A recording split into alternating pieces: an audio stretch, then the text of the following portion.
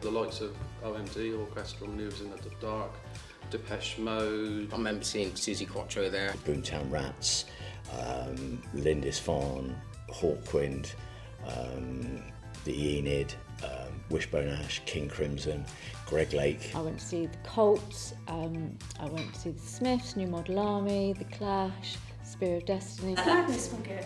They were. Yeah, and what was good, sometimes the bands used to come a couple of days before and rehearse, so that was when you'd get to meet them, people like Madness and Level 42. We had some serious good acts, you know, we had Best Star Cancelled. Massive. Curiosity Killed a Cat, Its Day was there. One of my favourites was Kiko and the Coconuts, and I remember he kissed my hand and I didn't want to wash for weeks. Shalimar, and they gave us a night to remember. Hitman and Her, which was filmed. Hitman and Her was brilliant. The opening week, they had Hot Gossip, the dance troupe off the Top of the Pops. Quite a racy outfit. Bunboy 3, Bananarama, Star Council, went to see Bad Manners there. Remember going to see Human League here as well. Yazoo with Alison Moyet was amazing. And Slade was there, and that was a wild night, that was a crazy night. Paul Young, it's endless. There was a band called Tavares in the 80s. We saw them in Swindon before they were big enough to come to Goldiggers. And then when they came to Goldiggers, we were lucky enough to watch them from the lighting gantry. We managed to speak to somebody and we'd gone up there because we were huge fans. And then afterwards we got to meet them in the green room. Really nice guys. You don't expect people who are stars to be nice people, but yeah, they were just lovely guys. 1983, I went down to see Eric Burdon and the Animals. The first time that they'd reformed since they split up, late 60s. And it was one of the most fantastic gigs that I've ever been to. And I managed to get in and took photographs of the Animals, Eric Burdon, Zoot Money, Hilton Valentine, Alan Price, Chaz Chandler, who was Jimi Hendrix's manager. And then it all started from there really, and that was what sort of spurred me on to carry on and follow a career in photography. When the Smiths came to town, and they were here a whole week before the tour started, rehearsing every day. So we'd go in every day, talk to them, help them out. And they kept playing a song actually, and I said to Johnny Marr, the guitarist, what is that song? He said, well, you're gonna have to go and buy the album. So I whipped down to Music Man, it was just down the road, bought it, come back, listened to it, come back, said, oh, that song's Nowhere Fast. And he was like, he was took aback by that I'd actually went out and done that. So he signed it. Well, actually the whole band signed it. I remember walking down High Street with my best friend at the time, Andrew, and we bumped into Morrissey and Johnny Marr from the Smiths, and I've still got their autograph now, where obviously we sort of said, oh, give us your autograph.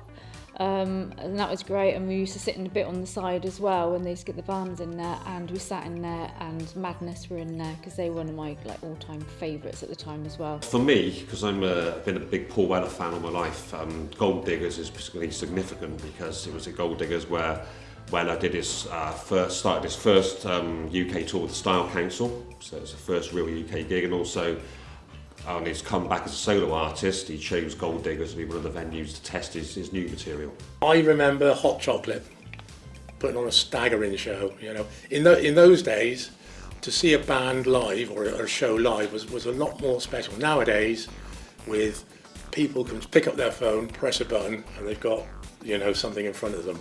Or you can be walking through the high street, it'll be on tellies and that sort of thing, or in the pub.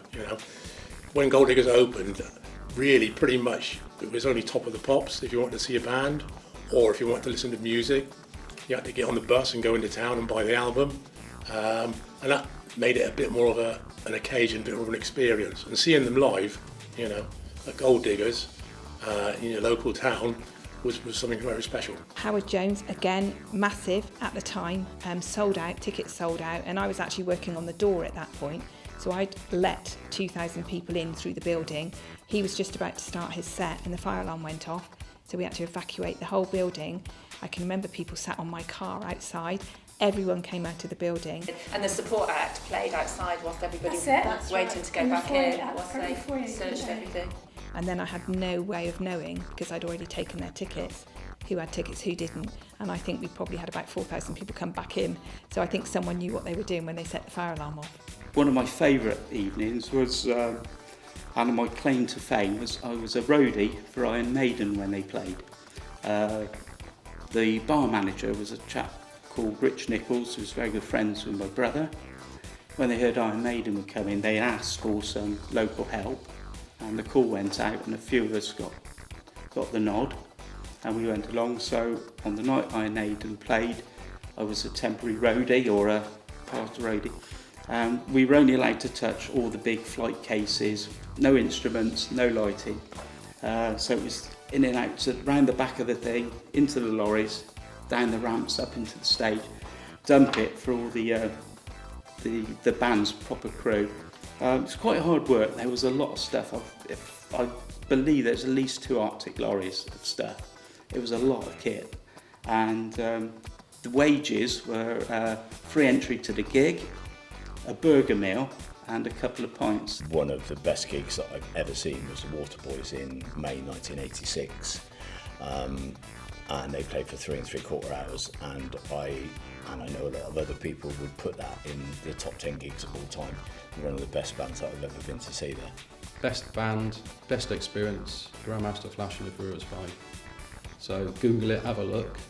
These guys it's rap, and it was when rap was really frowned on, and they were talking about, one of their big hits was White Lines, about cocaine addiction. So that was pretty cutting edge at the time. And seeing them come on stage at Diggers, I think it was in the summer, because they came on and they had silver parkers on. It was like, wow, these dudes, cool. All the Radio 1 DJs, Simon Powell, David Travis, Noel Edmonds, people like that. I think it's the one with when Judge Jules turned up, because I don't think we quite realised he was turning up, and it was just like a spur-of-the-moment decision to go out and suddenly, wow, he's there, locally, which is quite amazing. That was just good fun. Yeah, you suddenly think, yeah, it's a big night, there's a lot of dancing going on, and you suddenly realise that is the era where the big DJs and their ability to actually mix the music is something else, and it does. They are artists in their own right, and they take you on a journey, and it just gets higher and higher, and it's good. Heatwave, and they did the first moon dance. We'd not seen a group do a moon dance before, and I've always loved Heatwave, and I'll love them always and forever. But they were fantastic, and I can't really say, but Gary Glitter was fantastic as well. But it's not politically or morally correct to say that nowadays. They had the most amazing lighting rig, which would then come on. So the lights would go down, the smoke would come out, and then the lighting rig would come into play, and then they screened Thriller. It was amazing, absolutely amazing.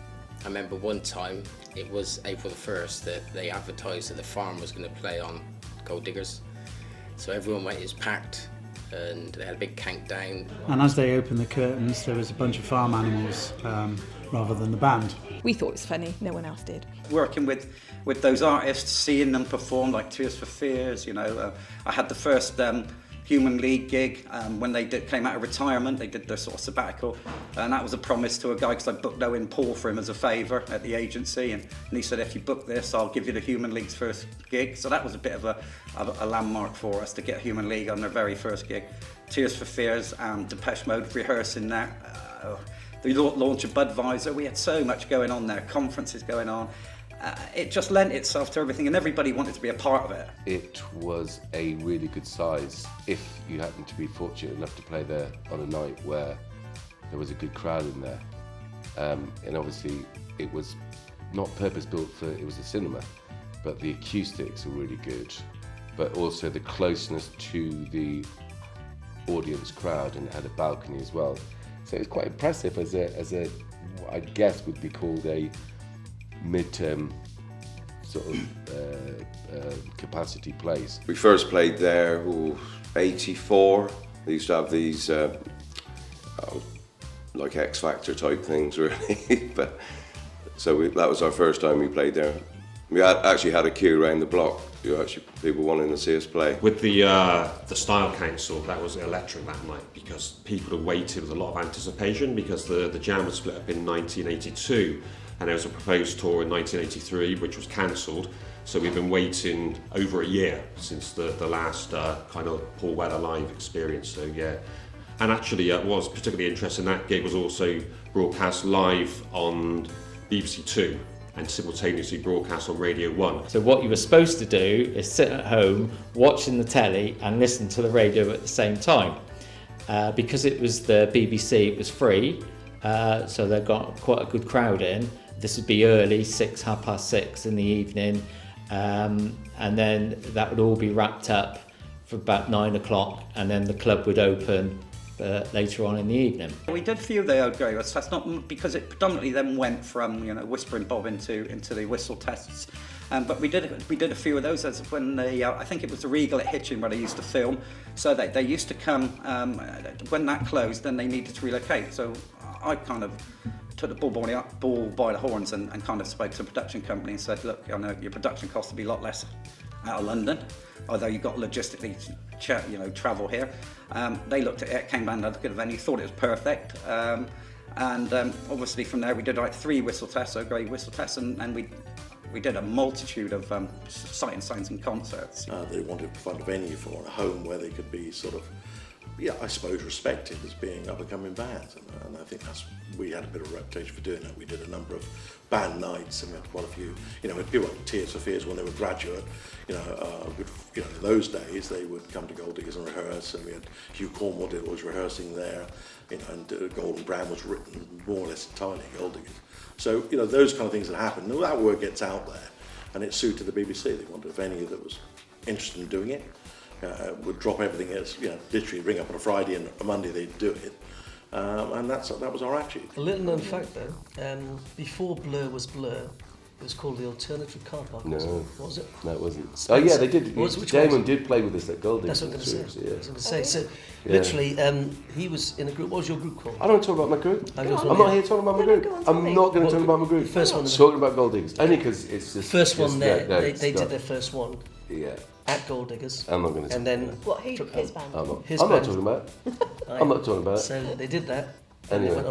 they went on to become Blur after that. Not because of Goldiggers though. No, I think it was. We started. Nothing to do with we launched them. They got at least 10 people watching. Right, we played the Ethiopia gig in August '85, I think it was. And all I can remember about that was I did put my glasses on for that event, and I just could see nothing but people, and it was very, very scary. And it was good at the time, But I still have the original poster, albeit a bit tattered and worn out. But that was a good night, and raised a lot of good money for a good cause. Bizarrely, was the busiest night in the whole history of Goldiggers that night, and we raised £6,000. It was just a really good place, a good venue, because as you grew, you then grew to the different musics. Probably we didn't realise that at the time. Going back in time, you just thought that every club was like that. But the atmosphere now, compared to clubs I've been to in other places, was just top class. I think it came at the right time, and it certainly came at the right time for me. It was before children and when we still had disposable income. It was just anything that you do when you're of an age, I think, when you are going out and when you're with your friends and you're enjoying yourself, is going to stick in your mind. But it was just a particularly great place to be.